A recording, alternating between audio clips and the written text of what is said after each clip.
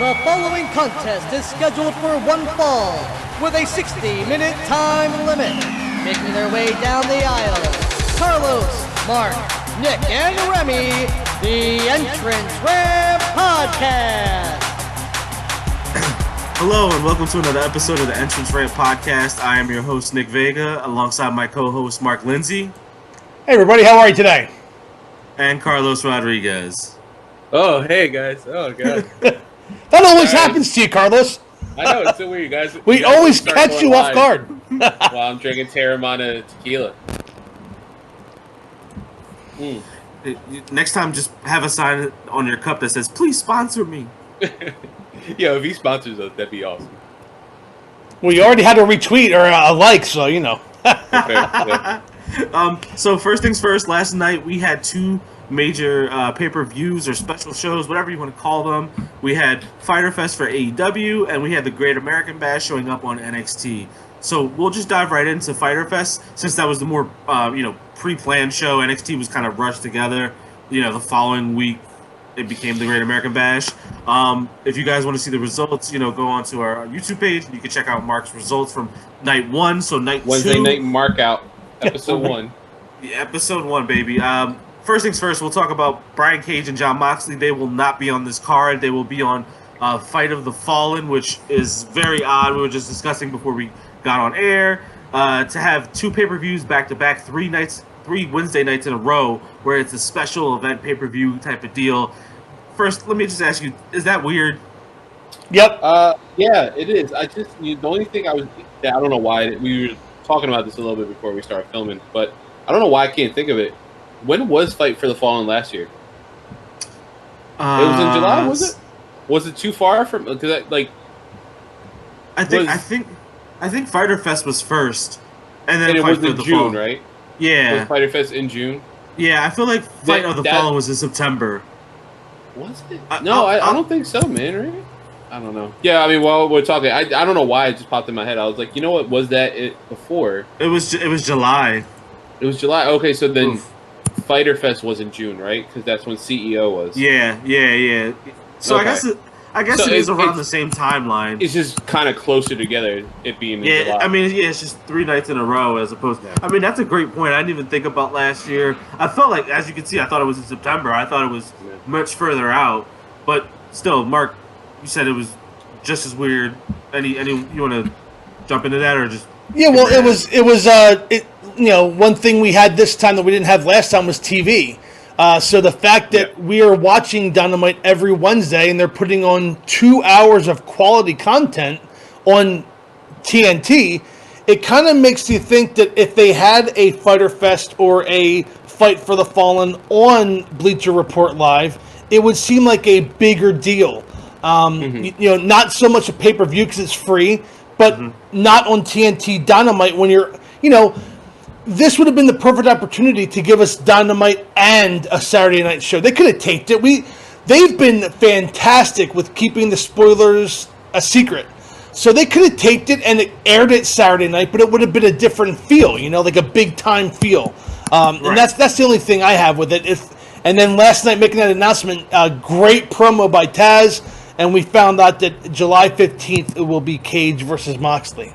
That was a great promo. I actually had that on the docket for new stuff because that really ruffled the feathers of WWE brass today after hearing of their promo. It definitely did. So next week is Fyter Fest Night 2, which they're taping tonight. Quick rundown of that show. We're going to see the Lance Archer take on Joey Janela. I can't believe I'm actually interested in seeing that match after what they've done the last couple weeks. It started last week with the Lumberjack match between Wardlow and Luchasaurus. Lance Archer and Joey Janela got into it. And then last night they got into it just because, it's AEW and, let's push that storyline. Apparently, Nyla Rose is going to make an appearance. She has a huge announcement. Curious to see what that's going to be. I doubt it's that she's pregnant. Mr. Mr. Brody Lee and Colt Cabana. Now, Colt Cabana is being part of the, he's kind of being interspersed with the Dark Order here. Yeah, although we Zero haven't wins. heard officially that he's Dark Order. And they'll be taking on SCU, which is kind of a nice, full circle because SCU took on Dark Order back at Revolution in February. We all thought Daniels was the Exalted One, and just it's nice to go back to SCU and Dark Order. They have a history. Of those matches so far, do any of them really excite you the way that last night's show excited you? Yeah, I'd say honestly, for me, watching Lance Archer beat up Joey Janela is going to be interesting because I think that's the route they should go. I think they should go him destroying him and building him up as a monster. He lost a little luster with that Cody match for me because Cody had another match the next week with who was that with Jack Perry, and he got busted open, and it was just a much more intense match, and you thought it was going to be more intense between Archer and Cody, and it just wasn't. So I think that's the one that excites me the most. Well, and also remember that Jake Roberts got the heat versus Lance Archer. Jake Roberts was the one that abused Brandy, humped Brandy, and then Lance Archer is just standing there like, yo, I'm the talent. Yeah, I'm the one that's in the ring. Right. And also Mike Tyson. I need to get the heat. Yeah, that's true.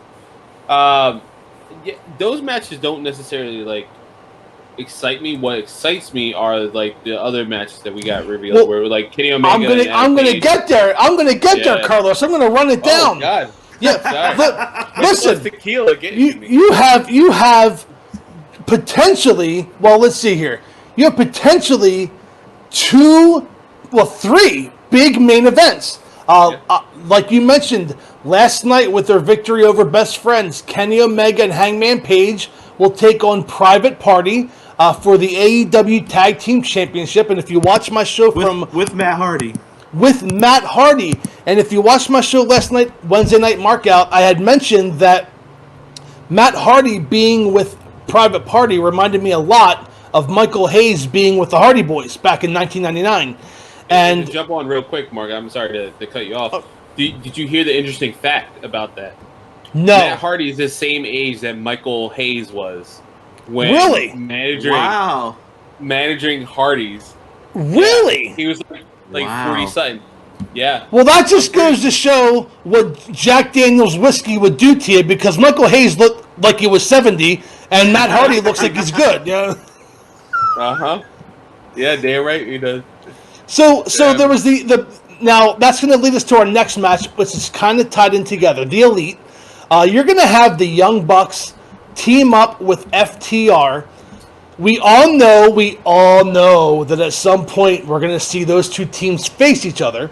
But AEW's doing a slow build. Maybe they're trying to wait for fans to come back into the stands.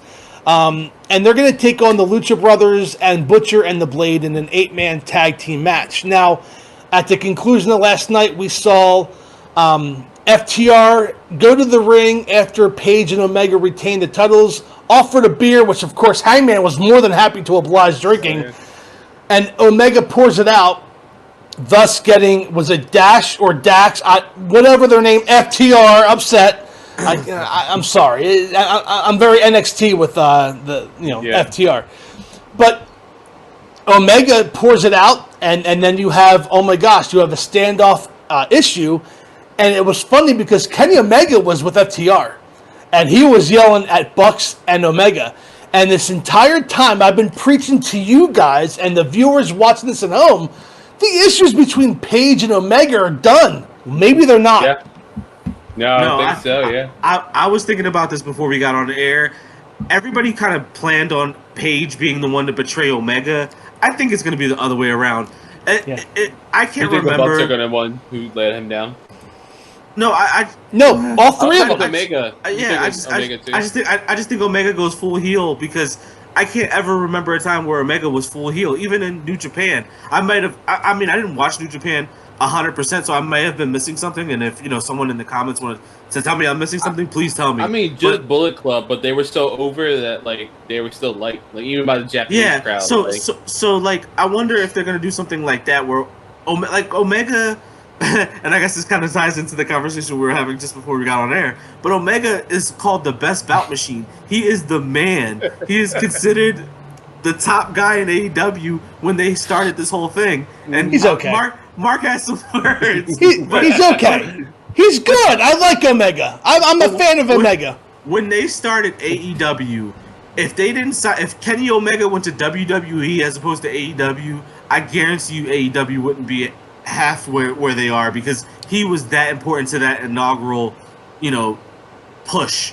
He was like the hottest dude. That makes me sick. I mean, it is what it is, but that's exactly how it was. AEW needed his star power.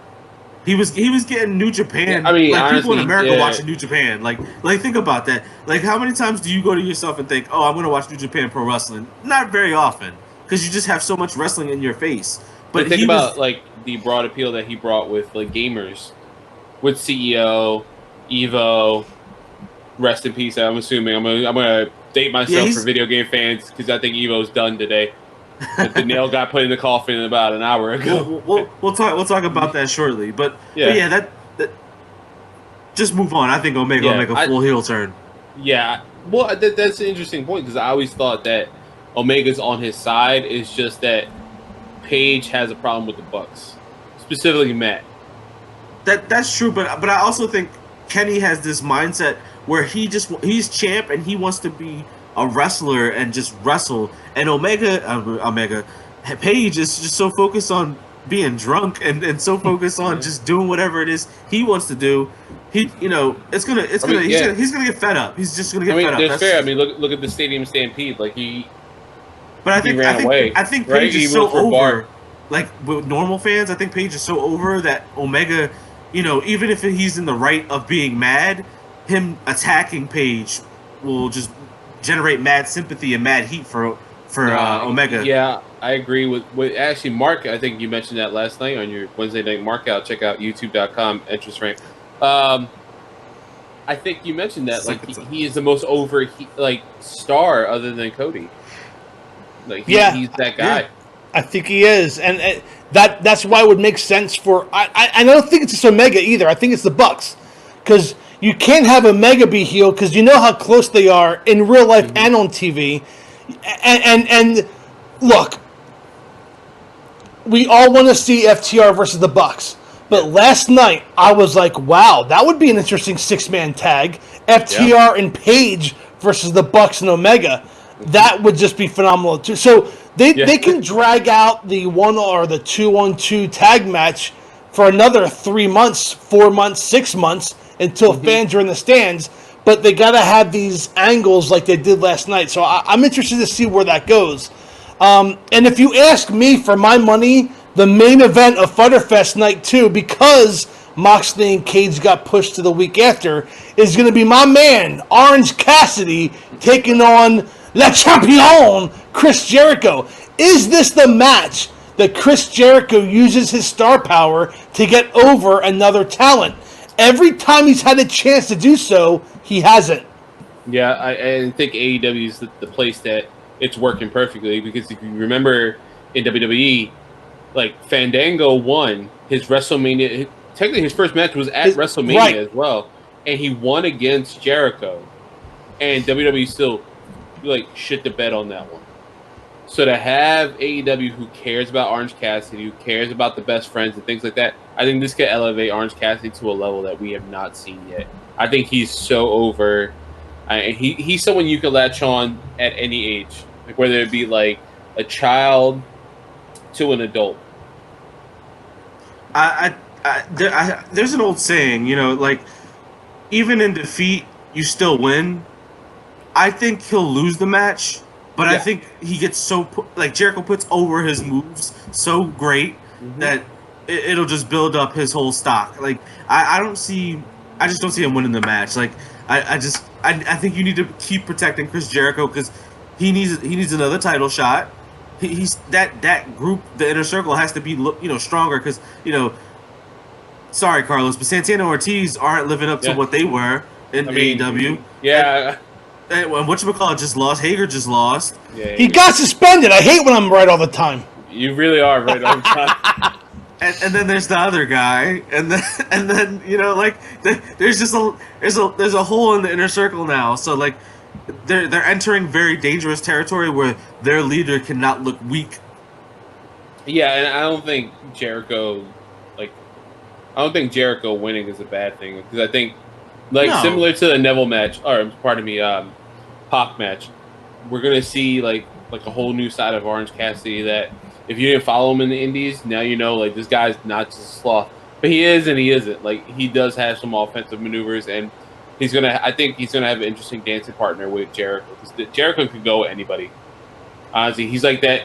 He's similar to that Shawn Michaels, that Ric Flair. He can go with anybody. I agree, and I guess we should end AEW with a quick headline. Jake Hager has been suspended by AEW for attacking the official last night. What did we pick? Yeah. So, real quick, Lance we'll do a quick rundown, guys, because we want to move on to NXT Great American Bash. So, for night 2, let's do a quick prediction. Just shout out a name. Lance Archer, Joey Janela. Archer. Brody Lee and Colt Cabana versus SCU. Dark Order. SCU. I don't see Colt joining yet. FTR and Young Bucks versus Lucha Brothers and Butcher and Blade. Butcher and Blade. Lucha Brothers. I agree. I think both teams need a win. More or less Lucha Brothers for not being there for the last few months, but also Butcher and Blade has been the job boys to the FTR the last couple times. Chris Jericho versus Orange Cassidy. Jericho. I'll go Jericho, but there's something tells me that they're gonna strap the rocket to Cassidy. And then of course Omega and Page versus Private Party for the World Tag Team Championship. Omega and Page. Private Party. I think I'm leaning towards Private Party as well. You sold me on that when I was watching Wednesday Night Markout, YouTube.com. Thank you. The only reason I think it's going to be Omega and Page is because they teased that match between FTR, and that has to happen. I still go with like the Bucks or someone taking the belts off of Private Party, which is not a bad thing. Like they hold it for like a month, and then All Out 2, we have FTR and the Bucks. Oh, there was also one more match. Nyla Rose versus someone to be announced. Yeah. Oh, is that what it was? I thought she had an announcement to make. It says that, but I'm sure it's on Wikipedia. I see what you're seeing. It says like TBA. I mean, how crazy would it be if it's Tessa? Oh my god! If it's Tessa winning. Tessa's going over. That's it. Of course, the four horsemen are starting. But how awesome would that be? Nyla Rose is a beast, and if Tessa come out and drop her, like I'm not saying in a quick fashion, but like stuns her because she wasn't expecting to see this chick, or maybe that crazy. What was the crazy looking one? Absol? Oh my god. Yeah, Abaddon. That chick gave me nightmares, man. She popped that was exciting though. She popped up on my feed, and I was like, god damn it. I'm gonna Nick, I would love if it's Tessa Blanchard. I'm gonna tell you why it's not. Why would they do that on a taped show? Even though they've been great with not letting spoilers get out, could you imagine people going there, seeing Tessa, and it not being leaked? I don't know. That's why, hey, man, I mean, they're doing a better job than NXT. They're doing a better job than NXT with spoilers. They just got her in a trench coat and a top hat. I didn't read the NXT spoiler. All I know is that somebody said that a spoiler was leaked. There was a screenshot or a picture on Twitter that was quickly taken down, and I investigated no further because I am enjoying the spoiler-free time that we're experiencing right now. Yeah. This has been great. This has been fantastic as a wrestling fan. It's unprecedented, especially like growing up in the 90s when like Raw was taped all the time, and you would watch Nitro and they would just ruin it for you and things like that. The interesting thing I would say is I wonder where to speak about the spoilers for NXT because we're going to transition anyway. It was one of the guys in Malcolm Bivens' tag team. Indu Shear, right? One of the guys is the one who took the photo. I don't think that push is happening now. Nope, not anymore. I think that's going to be... We'll see them next year, 2021, get pushed again when they go back through Evolve, which we'll talk about later. So, Yeah. We'll jump right into night 2 of NXT for the Great American Bash. Briefly, we'll go over night 1 because we didn't make a video for that, did we? No, that's kind of a Remy thing. We can do it real quick. I mean, yeah, important news: Tegan Nox won the Fatal 4-Way versus Candice LeRae, Dakota I was Kai, actually surprised and by Mia that Yim. one, man. I'm glad Tegan Nox needs, a little boost. The rest of them can, they're always going to be there. I don't think Candice LeRae will ever go on the main roster because her husband probably will never go on the main roster. Yeah, they could be just legends in that. I'm just happy that brand. she's like getting time on air. That's a good thing for me. A real good match to watch, like a wrestling match, pure wrestling match. Timothy Thatcher defeated Oni Larkin in a singles match by submission. That is a good match. So good, man. Yeah, he is. That's a match a to good watch dancing from this partner. week. Yeah. Rhea Ripley defeated Aaliyah and Robert Stone, of course. Because that's Robert Stone's in-ring debut. He hasn't wrestled any NXT. My words, Robert Stone will make Rhea Ripley a client, and it'll be so hilariously beautiful because she'll win despite him. I guarantee it. Oh, the funny thing is, that was the impressive thing that he had like a sort of comedy match after not wrestling since Impact.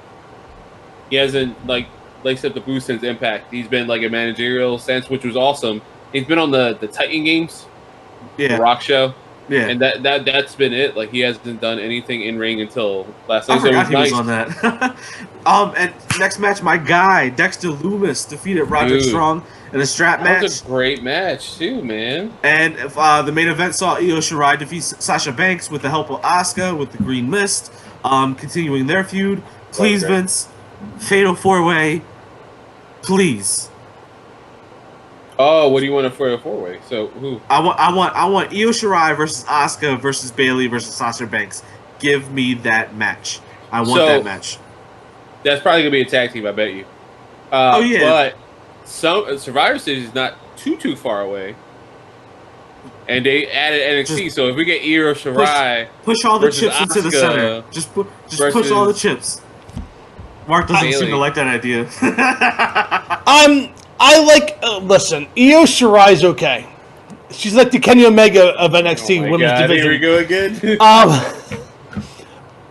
I'm really excited for Tegan Nox, okay? Big fan of... Basically, Tegan Nox is going to be the next big thing in that company, in my opinion. Yeah, she's been Johnny Gargano. Yeah. Right. She got her ass beat, lost all those matches, that big steel cage match earlier in the year, just against Dakota Kai. She's going to be built with a. She's going to be that next big female wrestler, and she's going to beat Io Shirai, and then it's going to be all Io Shirai can go up to the main roster and compete with everybody else who gets lost in the stupid creative up there. I mean. Do you really want to graduate to Raw or SmackDown with who's running the show? No, you want to stay in NXT. Oh, yeah. That's why Sasha Banks and Charlotte are coming down to NXT to be used properly. So, sorry. Yeah. I did have a question. Did anybody go through the car that was by the stage? There was a white car parked by the stage. I saw the set. No, Loomis used that to scare Roddy. Okay. Because, the trunk. Yes. Yeah. So that was a wasted opportunity that nobody went through that car. That Eddie Guerrero, John Cena, Bradshaw, Layfield, they would all be disappointed that nobody went through that car. I wonder if they're saving it because obviously, because we know. There's a bunch more matches filmed last night. Yeah. So. Especially because, all right, we'll just hop right into it because I can't get over the fact that he just compared Io Shirai to Kenny Omega in a negative light. So, not negative light. Listen, Io Shirai is very talented. Kenny Omega is a great wrestler. I just think he's a little overrated, and I think Io Shirai is a little overrated. It's not you're saying not the only one who thinks that. Yeah, it's not that they're bad. They're not bad. It's like I said off air. If I had to pick between Kenny Omega and Cody Rhodes, I'm taking Cody Rhodes. This is my style. That's all. Well, that leads us into our next match, or our first match of night 2. Mia Yim and Candice LeRae, they're building off of their, Fatal 4-Way, speaking of Tegan Nox and all that. They're having a street fight, so that could lead into the minivan being used one way or another.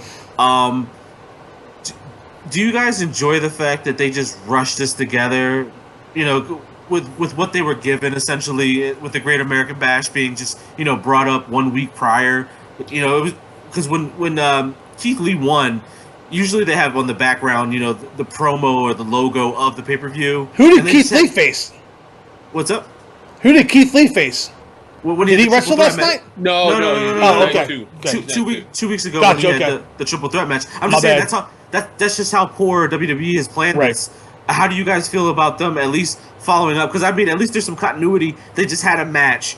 And now they're having a street fight because they've been going at it for a couple weeks. With how quickly it was thrown together, I'm not shocked that NXT beat AEW in the ratings.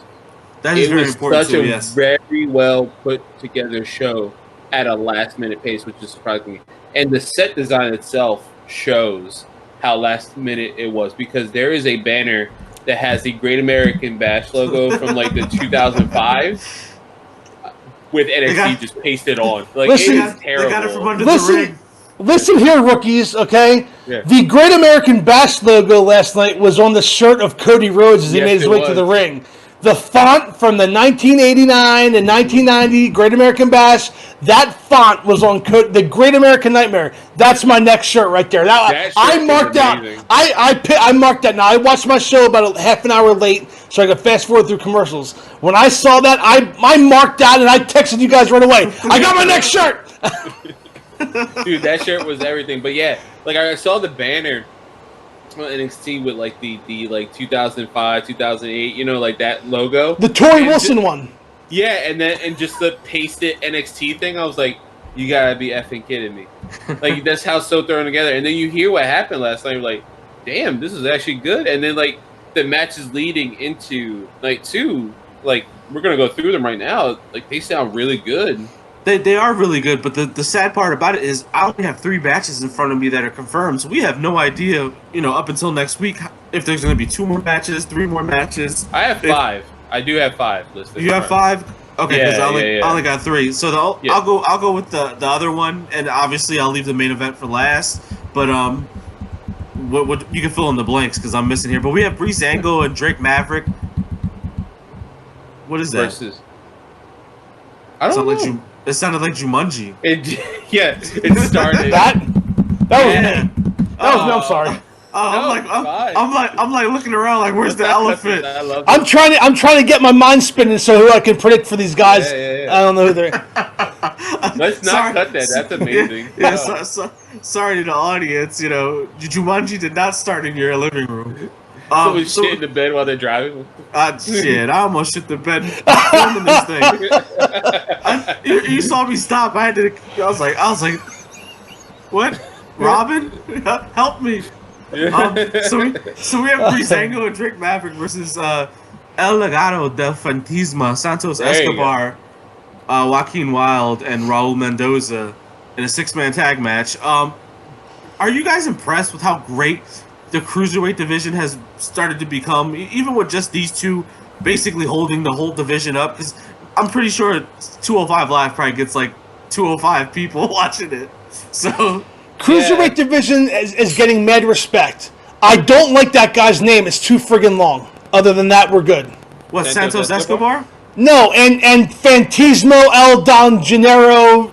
No, that's the name of their group now. That used to be his name. El Legado de Fantasma, that's the group name. The League of Fantasma. But like see, the cool thing about it is he's denounced that name for Santos Escobar because I think it's like a play on the Lucha Libre idea where I got to be this, mask wearing, Spanish speaking, flipping around kind of guy, and he's like, no, I can be Santos Escobar, a strong, powerful cruiserweight champion. Yeah. That speaks English because that's his number one quality in my book. For Vince, not because I don't. I don't care. Yeah. Like for us, we don't care, but for Vince to push that kind of skill set, the lucha libre style, is because he could speak English, just like Angel Garza. Yeah, and having Raul Mendoza and Joaquin Wild like just kind of like elevated with him helps them too, because like I felt like they were both kind of like floundering in NXT, especially Joaquin Wild. He had like a lot of momentum coming from Impact. Yeah, so I guess you'll fill in those blanks because I'm missing 2 matches here. Well, with that, I'm gonna go with. I'm sure we're doing our predictions, right? I'm going like Legado de Fantasma. Oh, I was going to save that for the end. My bad. Yeah, I was sorry. Yeah, we can do that. I'm sorry. So, next confirmed match. Well, I said it hasn't been confirmed, but it's probably going to be official. Gargano versus Swerve Scott. Oh, yeah, because they had to break each other up because Candice LeRae. Yeah. I guess, I mean, there's really nothing to go off of there other than, it probably happened, like, just to fill it up, yeah. Is Gargano going to build Swerve Scott's, star up like we were talking about between Jericho and Cassidy? Do you think that Gargano's that kind of guy? It's going to be a showcase for Swerve. Yeah, I think it's going to be a showcase even more so with Swerve. Like, he can go with the Cruiserweight guys, but to go with, like, Gargano. If Gargano was at 205, he'd be the king of Cruiserweights. But then he'd end up like, Neville, known as Pac now, where he's like the man and no one can dethrone him. Yeah. Until Enzo Amore comes back. What? God. He's like Voldemort. He should be named. So what's that second match looking like? The next one we have Yim versus Candice LeRae for the street fight. Oh no, we already talked about that. Yeah, we did talk about that. And then Knox versus Shirai. Knox versus. Oh, so they hasn't been confirmed yet. They said, but they think it's going to happen next week. Well, see, that's interesting because I can see Bayley and Banks still being there and messing that up somehow. Yeah, I would hold that as like a tag match. It says it hasn't been confirmed. I wouldn't do that because we know the main event is winner takes all, Cole versus Lee. Right. So, I mean, I guess at that point, do we think that, the Undisputed Era is going to come out and do their usual shtick? Or when they come out this time, they're greeted by, Dexter Lumis and others who have had issues with them because they've made a lot of enemies throughout the years? Yeah, that'd be funny. Like everyone just comes out, like Kevin Owens comes out for no reason. Like y'all you hurt me one time. For the rest of your lives, I'm gonna ruin it. So I guess the best thing to do is just go through the matches real quick. Yim and Candice LeRae. Who you got? LeRae. I'll give it to Yim. I think they like her a lot, and I think Candice LeRae. Man, they're both stars, but yeah. I just think Candice LeRae is. In the words of Cody Rhodes, a good hand. Oh yeah, that's scary. I guess LeRae will be the chairman of the board. Yeah, right. Oh God, no, she won't be that bad. Right. Breezango and Drake Maverick versus Santos Escobar, Joaquin Wild, and Raul Mendoza. Who you got? Like Legado de Fantasma. Yeah, them. I knew you were gonna do that. I saw he tried it, like in his brain. I did. I'm like, he's like, nah. Yeah. I'm not catching hands. I'll go with Breezango and Drake Maverick just for the fact that Maverick needs something to keep him relevant in the storyline, other than him just getting his ass whooped every time. Because then, how am I supposed to take him as a credible challenger? Like he gets the sneaky. You didn't watch win. Impact much. Yeah, but he don't have to take the pin. No. But I'm saying like, that's true. I guess Breezango does. Can take that pin. Yeah. But or Breeze. I'll stick. You know what? I'm gonna stick with it. I have a feeling about that one. I just feel like I can see Maverick not even pinning Escobar, but pinning Wild or Mendoza. Like you said, everybody in the main, title picture can be protected, but I just feel like Maverick needs to win. MJF. Like MJF didn't eat that pin. Yeah. So he's still technically not pinned or submitted in all of AEW. He only has 2 losses technically. Gargano versus Scott. Gargano. Yeah. And I mean, we don't know, so we're not even going to take a crack at it. But for you know what, for giggles, if the match does happen, Shirai versus Knox, who you got? Shirai. If it happens next week, Shirai. Who I think will win is Shirai, but who I want to win is Knox. So, yeah, Shirai. Yeah, I think Shirai as well. Unless, like I said, Banks and Bayley could still be there and cost her that well, but I'll go with Shirai. And then the main event, Keith Lee versus Adam Cole. Who you got? Did you guys read the spoilers? I did, Nope. so I'm not going to vote. Okay, because I did not. I know that it's out there. I don't know who won. Yeah, I clicked on the spoilers for all of us to see what the spoiler was because there was no indicator. The spoiler was for this match. Oh, wow. Which makes sense. That's what I'm saying. Like Indus-Sher, that push ain't happening anytime soon. O'Neal, Larkin, and all they're gonna win those tag titles before Indus-Sher. Who do you got, Nick? I want to listen to what you say before I make my prediction. I think it's going to be Keith Lee. The only reason being behind it is because I think Adam Cole is protected and made. Mm-hmm. And for as much as we poo-pooed on Keith Lee's title reign as North American champ, WWE loves him. And I think if they're going to strap the rocket to somebody, do it to him. He's well deserving. I could believe him, beating Cole. He's much bigger than him. He's got this, the speed for it. He's not obviously not faster than Cole, but he's got the speed to keep up with him. And it just, I can see the Undisputed Era has little cracks, and they've also had, their own individual problems that they probably couldn't help Adam Cole as quickly or as efficiently because once they do, other people can get involved. So I'll go with Keith Lee.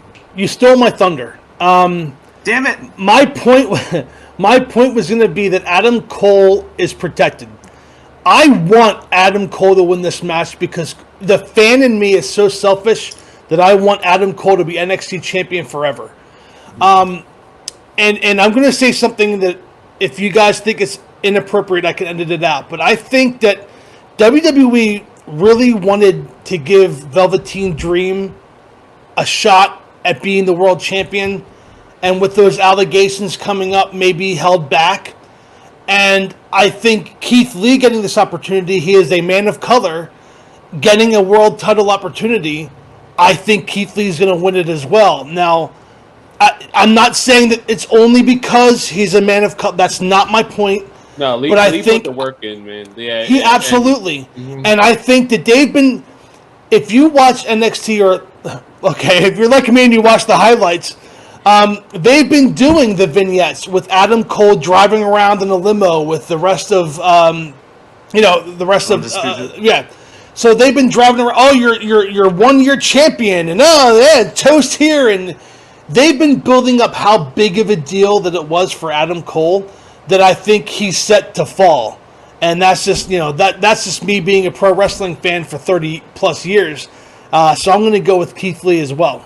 Yeah, and to jump on you, I don't think it's negative to think that. I think Dream seemed like the likely candidate to dethrone Cole. And I think you're right. I think the allegations were a little much like, let's take that heat off of him. Because as I mentioned multiple times, he's, there's a lot of allegations out there, but he seems the guy to be the biggest face in WWE. Mm-hmm. And when you have someone who was the biggest face in WWE, John Cena, saying that's the guy you got to look out for, I think that puts a lot, like, at least to me as a lifelong wrestling fan, that was the guy I was looking at. I was like, Dream's the guy. And then the allegations started happening, and he got in a car accident last week. And I was about to say, for me, with Dream, they missed the boat. They should have pulled the trigger a long time ago. Mm-hmm. Right after he had that whole Hulk Hogan impersonation. What was that against Ciampa when he lost? Yeah. Yeah, so after we're talking that, about when he did the NWO one, right? Wasn't it Aleister Black? No. Yeah. What? I thought it was Aleister Black that he came out as Hogan. I think so. I think you're right. I don't know. I might be wrong. He came out as Hogan a few times, but I'm talking specifically about the NWO. Okay. I think it was Black. I think that was Aleister Black. But I think you're right, though. I think like with everything that was going on with him, I think it was smart to focus on someone else. It was against Ciampa. It was against Ciampa. Okay. Yeah. I think it was smarter to focus on someone else and having like Lee. He's gotten his luster back, like I mentioned the past couple weeks. Even I know there are wrestlers in the stands, but even that, just having someone like be audible when he's there has helped tremendously. Because there was that dip, I felt like, when there was no fans. Like I felt there was a dip with him for some reason. I was with you guys.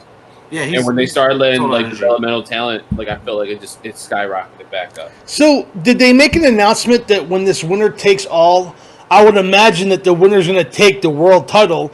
Are they going to have some tournament for the North American title, or have they made any indication what they're going to do, or do they plan on having Becky 2 belts over here? No, I think they're going to just. I think they're just going to have him carry 2 belts because I mean they haven't made any indication from what I've heard, but I'm just going basically off of what the past has told me.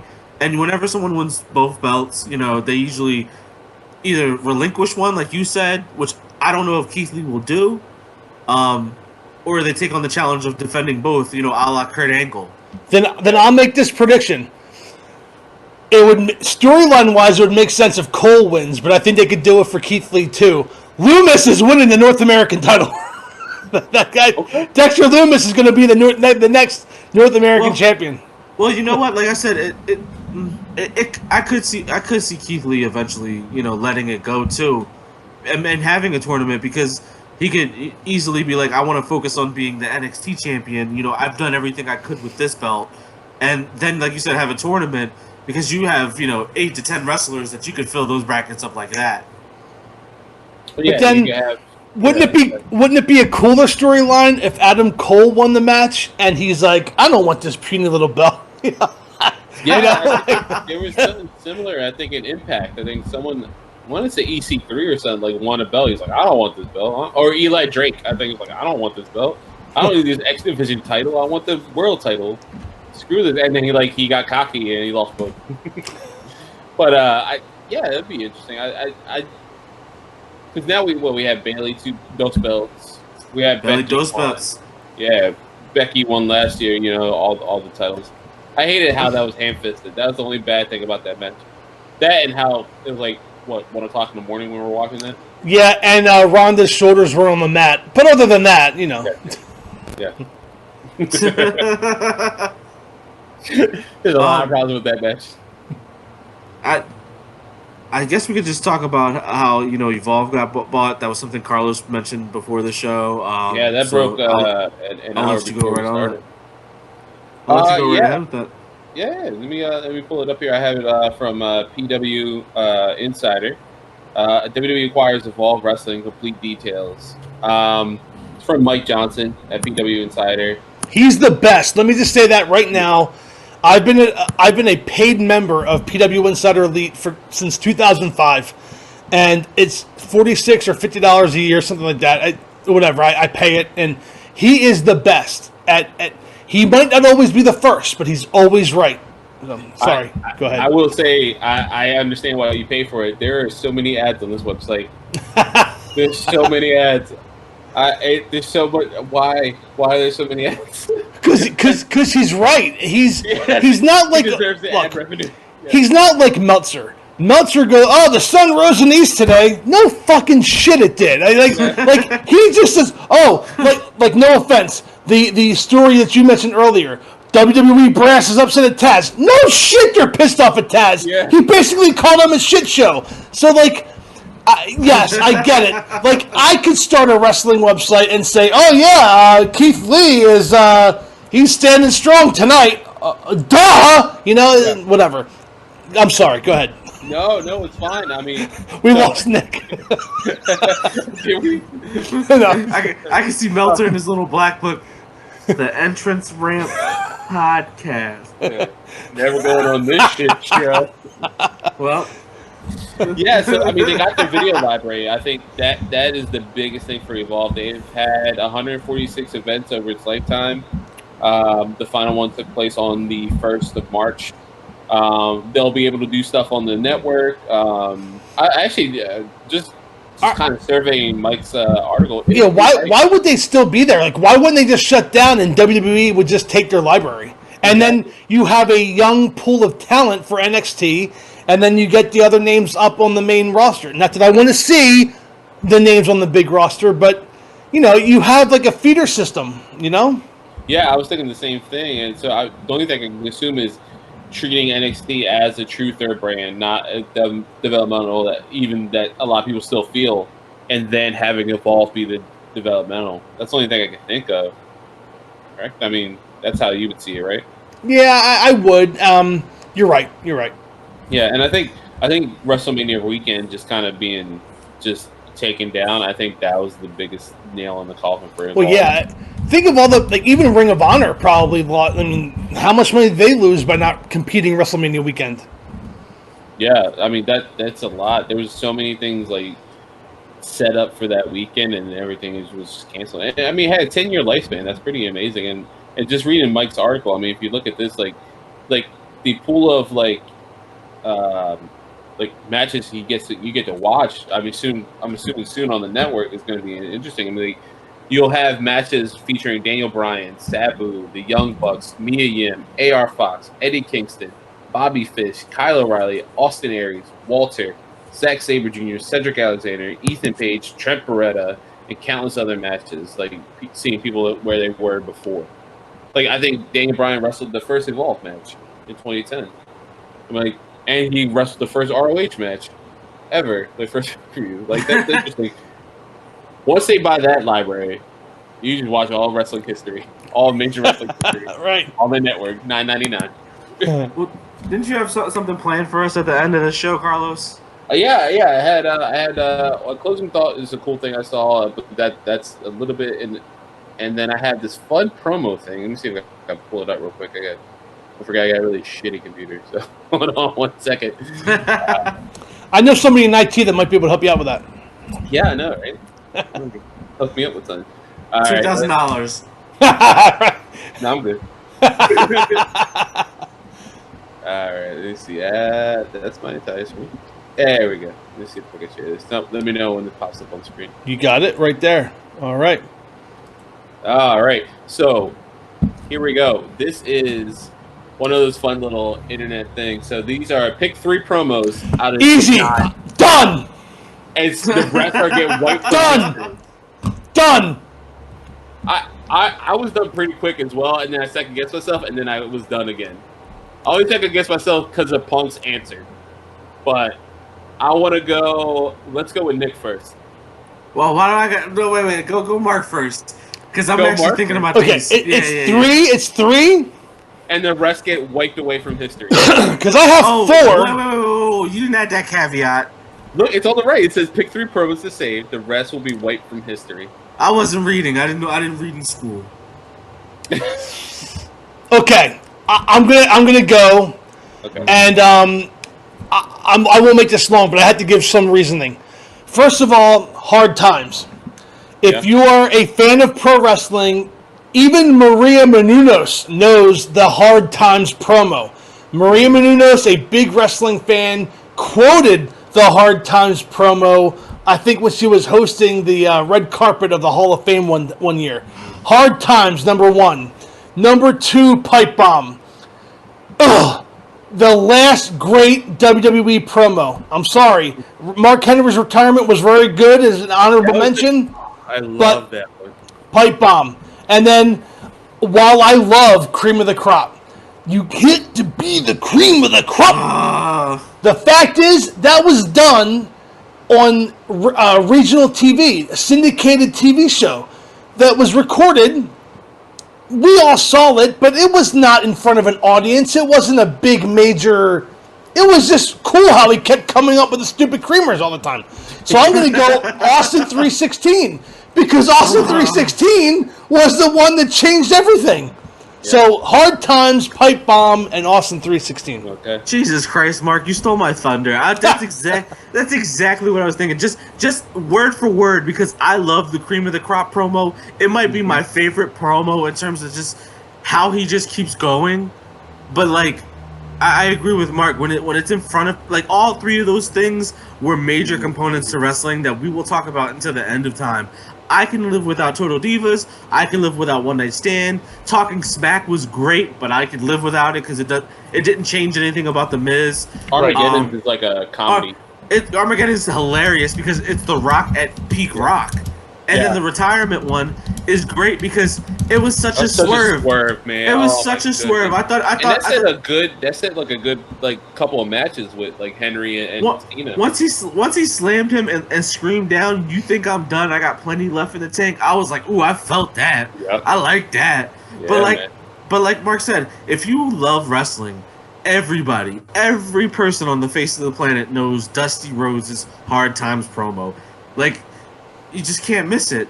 The pipe bomb, like Mark said, just to, I guess reiterate, is basically the last great promo. I mean, I'm sure I could find one that was a great promo or a really, really good one.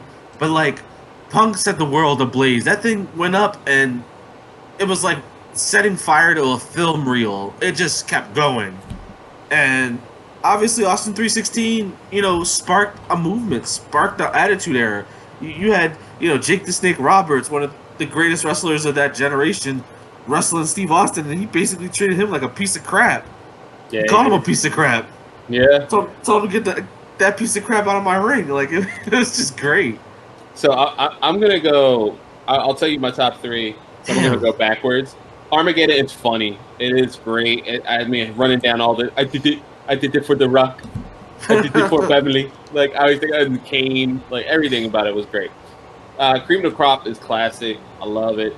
Like, it's so good. And it's like peak Macho Man for me. Talking Smack, man, watching that live was crazy, man. That I've always been such a lifelong Miz fan, and to like get that and see that, like, why for everyone else to see why I love him was like great for me. Yeah, but that promo doesn't ring out to me. Like, can you give me a quick rundown of what he said? That was. It was just. Was that real. When he was? It was. Was that when he was against Daniel Bryan? Right? Yeah, it was Renee Young and yeah. When he blended the lines of reality and fiction, which is what you want to do as a wrestler. Right. But like I said, my problem with that one is just it got him nowhere. He didn't win the world title. He didn't win, the Money in the Bank, and then sneak in a world title. Like it just led him to being the Intercontinental Champion a little longer. We got a semi blow off match, and then he became Shane McMahon's bitch. Like that's why it kills me. Like Hard Times that put Dusty Rhodes right on the map. Pipe bomb, that put CM Punk right on the map. Austin 316 that put Austin right on the map. The Hard Times promo, Dusty Rhodes was on the map, but the Hard Times promo basically said what happened in life. There was that one part of it where he goes, you're going to work for 30 years, they're going to give you a watch, kick you out the door, a computer took your place. And, self-checkout lines in supermarkets. A computer took your place. Right. Yeah, man. No, definitely. But I don't mean, like, made him in the sense of a wrestler. Yeah, right. But before that promo, most normal, like, an average person probably couldn't tell you anything about Dusty Rhodes. Right. An average person will tell you about that promo. Because he's the son of a plumber, baby. Yeah, exactly. He didn't look like Ric Flair. Ric Flair had every promo. Ric Flair, rolled out of bed with a promo. Hell yeah, man. So, this is great though. Yeah, continue. I wish we had another one. I know, right? Continue. Honor mentions that retirement one was awesome for me. I love that. I love that swerve. Yeah. I believed it, man. I really believed that Henry was done. I was like, man, he's been around forever. Like, this is a great way to go out. If I had to pick an honorable mention, it'll be the Cream of the Crop. Yeah. That is just how you do a promo. You do a promo like that. And who was feeding him those creamers? Where was he getting them all from? I blame Gene. Gene was giving them. Probably. Here you go, brother. Sir Alfred Hayes just giving them.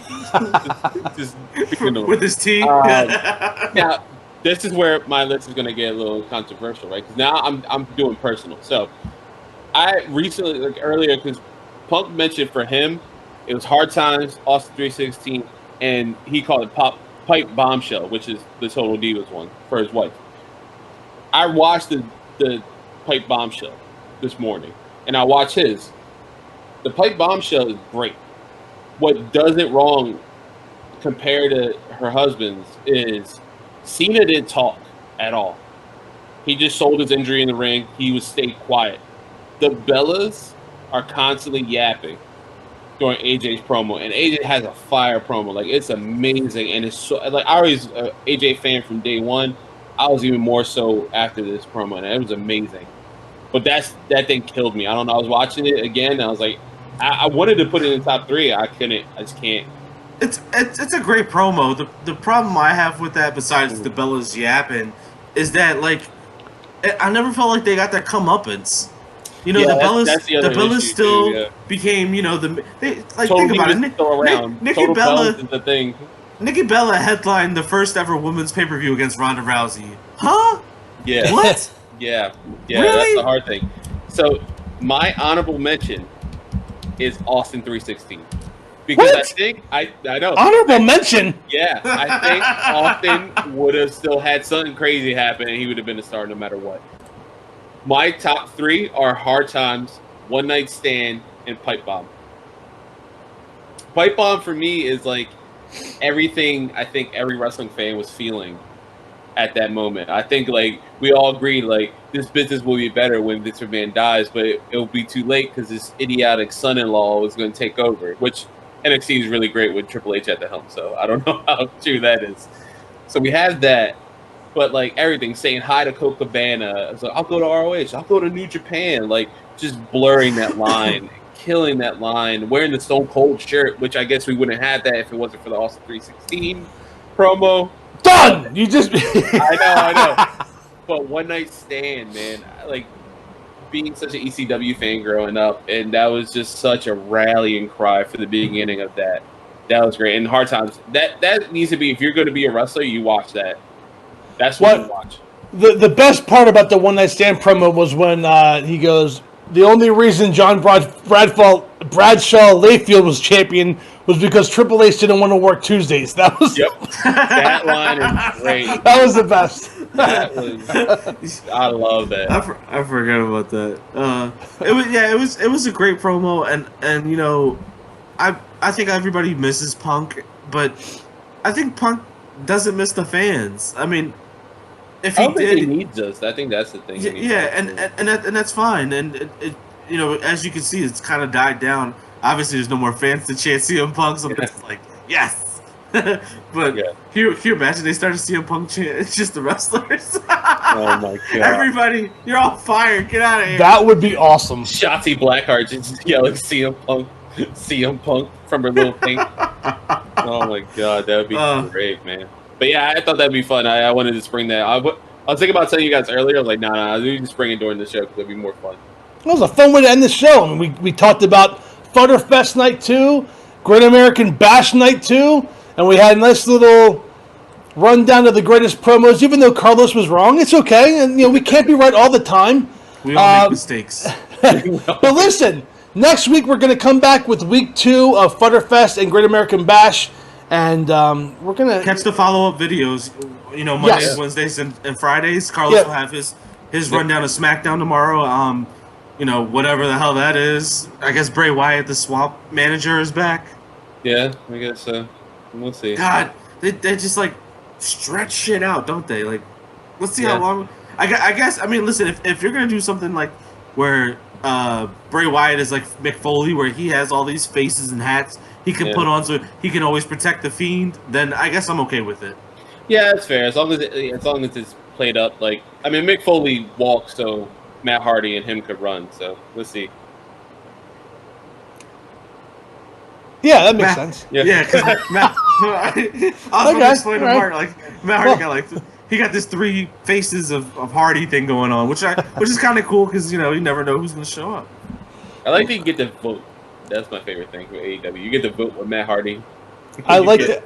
I just like when he goes the Damascus, and when he does on the BTE. We talked about that off air.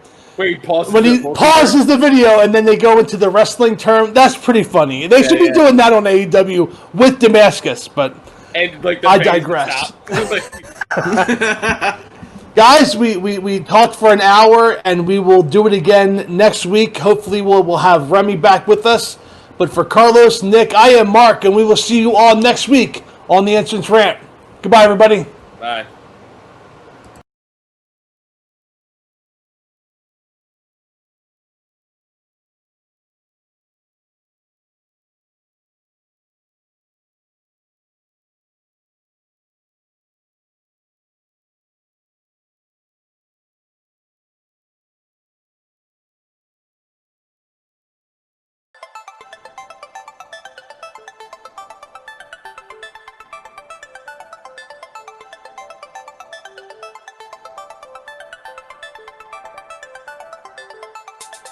Thank you for listening to the Entrance Ramp Podcast. Please like us on Facebook at the Entrance Ramp Podcast. Follow us on Twitter at the Entrance Ramp Pod, and subscribe to us on YouTube by searching for the Entrance Ramp Podcast. We'll see you next time.